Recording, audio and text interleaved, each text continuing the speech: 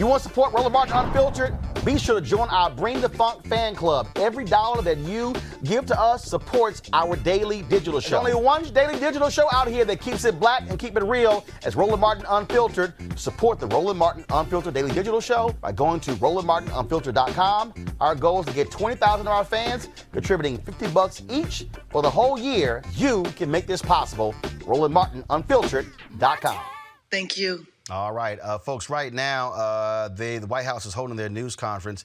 Donald Trump is speaking, which means we're not going to be going live to that news conference. I told you, anytime Donald Trump is at the microphone, we're not going to carry it live. He lies absolutely too much to the American people. It would be a shame to carry that message. And so that is simply something that we are not going to do. It's just simply not going to happen. And so if Dr. Fauci or Dr. Burke steps to the microphone, we'll certainly take their comments, but we're not going to take anything that comes from Donald Trump. Now, folks, one of the things we keep talking about is, again, the impact on this whole issue among African Americans. And in fact, the folks at the Root, Michael Harriot, he sent me this tweet as I was coming into work.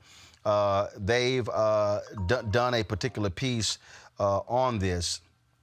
And it is quite interesting when you look at this piece, because it lays out exactly where the hot spots are in terms of what's going on. And what's really interesting is that so many of these places where African Americans are, over the weekend, we have really been focusing on this. We've been looking at what's happening, again, in Louisiana, specifically New Orleans, what's been happening in Albany, Georgia as well, all of these different places. And it has been, it's been quite shameful, frankly, to look at this reaction that's been going on as we've been trying to deal with it. You know, it's just crazy. So let me go ahead and read. So 8 of the 10, so this is the headline.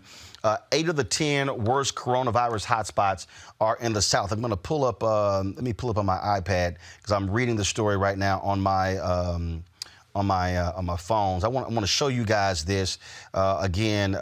This was sent to me just a little bit ago by Michael Harriot of the Root, and for you to begin to understand its impact, and that is these places. Detroit, top 10 population adjusted hotspots and the corresponding counties. And so what they list here is Detroit as one of those places, Atlanta, Albany, Georgia, South Carolina, Nashville, Tennessee, Mississippi, New Orleans, Little Rock, Arkansas, Pine Bluff, Arkansas, and then in Colorado. And so we need to understand exactly how we are being impacted in a huge way by this whole deal.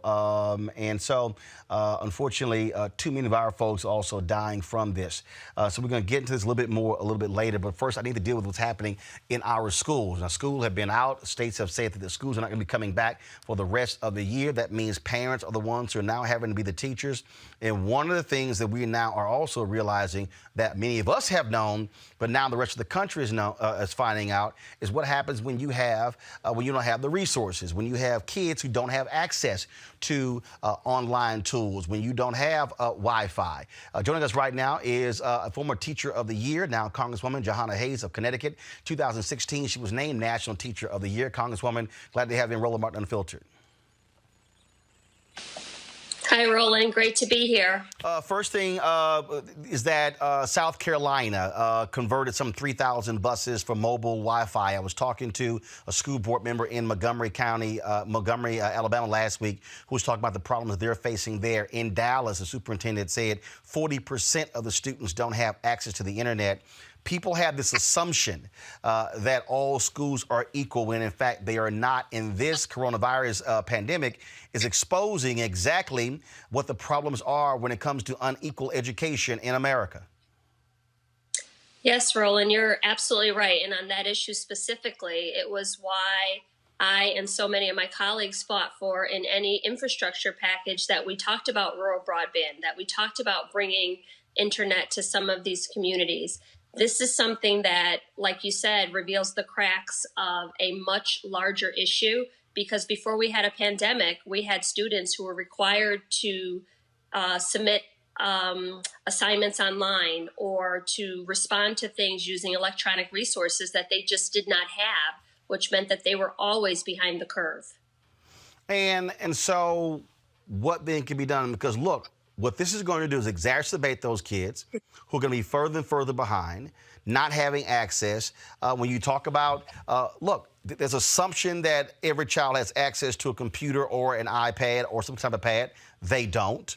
And so you have some districts that simply don't have the resources to buy those as well. And so you may find a situation where some students are going to fall further back than their counterparts. Yes, absolutely. And I think that there's so many other things that people are not even considering. I hear everyone talking about the resources for students or online learning, making sure they have laptops or internet access. But there's another part of this equation, making sure that educators are properly trained. Teaching is both an art and a skill.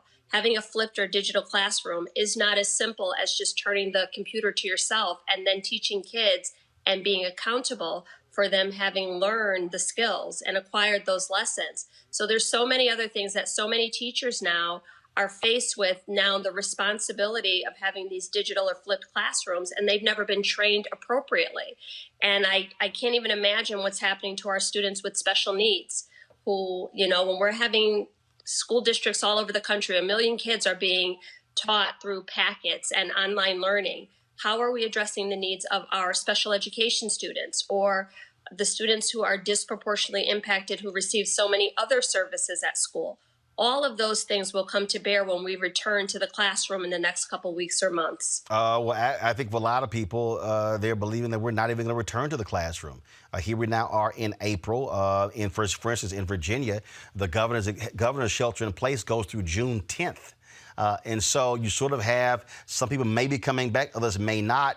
In the short term, though, parents are now realizing how important teachers are. I'm seeing all these videos, people are going crazy, having to teach their kids. And so what advice do you give to parents to keep it together when it comes to trying to make sure their kids get educated, whether it's online or doing it on their own?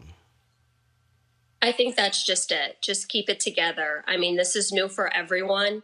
As a graduate student, I didn't like online classes, so I can't imagine. We have young children who are taking 6 classes a day in the middle of the most stressful situation that they've ever been in. But I think we also have to remember that so many of our kids receive so many other services at school.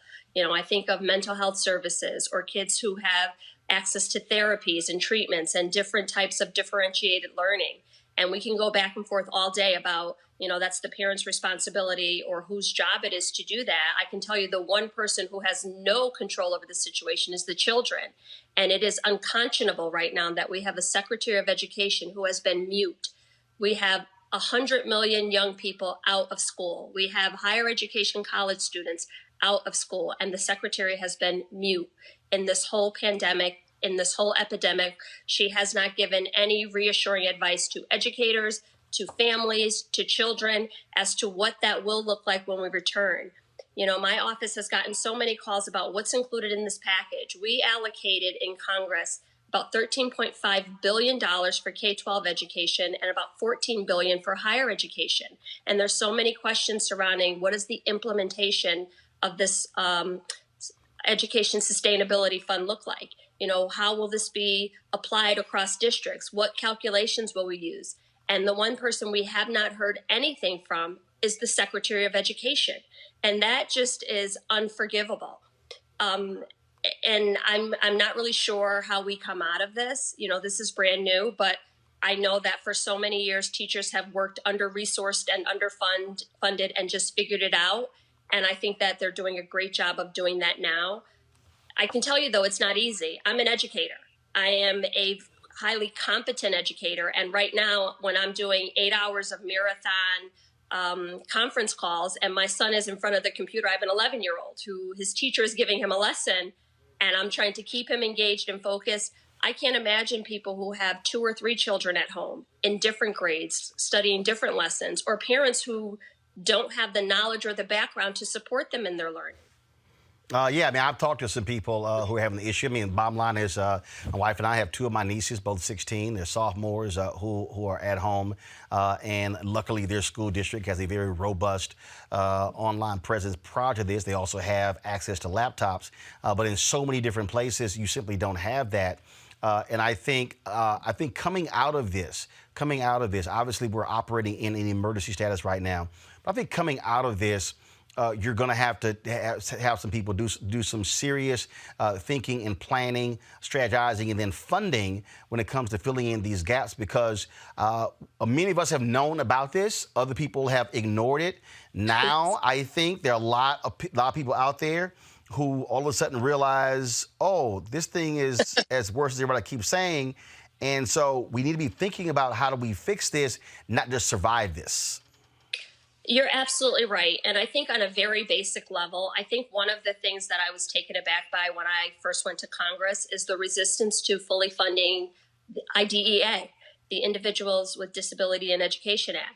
So many school districts are required by law to support their students with special needs first. And then the majority of their budget goes towards that. And then in any municipality, education is likely the largest budget expenditure. We really have to look at fully funding education, not in preparation for a pandemic, but just to fill in those gaps so that as school districts are in this type of situation, they would have already engaged in distance learning. They would have already had the resources. Students would already have had the supports that they needed at home, and we wouldn't be trying to backfill at this time. I think this is just revealing some systemic cracks that we have in our system. And as far as funding, there's so much that needs to be done. In this package, like I said, I think we had $13.5 billion for K-12 education and $14 billion for higher education. This is just to put people back at the starting line. They're still going to be behind. You know, we have student loans that are paused until September. So many young people who are kicked off campuses. But now what are we doing for our homeless population and youths who have aged out of foster care? There's so many things to consider when we talk about the education system. And just the last thing I'll say is my office was inundated with a question, and I think this is a great place to kind of add clarity to that.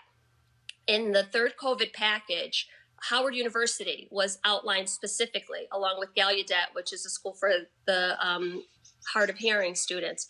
Those are congressionally directed universities.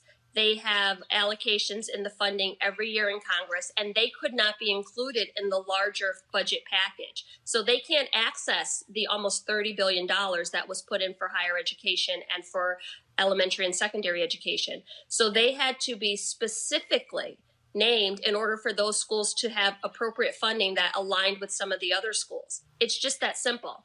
There was no, Democrats threw this in. It was, we understood that in order to be equitable with the resources, we had to specifically outline Howard University and schools like Gallaudet.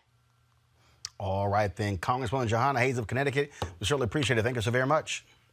Thank you. All right. The teachers out there, they're doing a great job, and you definitely have the support of the entire Congress, or at least the Democrats. All right, then. We certainly appreciate it. Thanks a lot.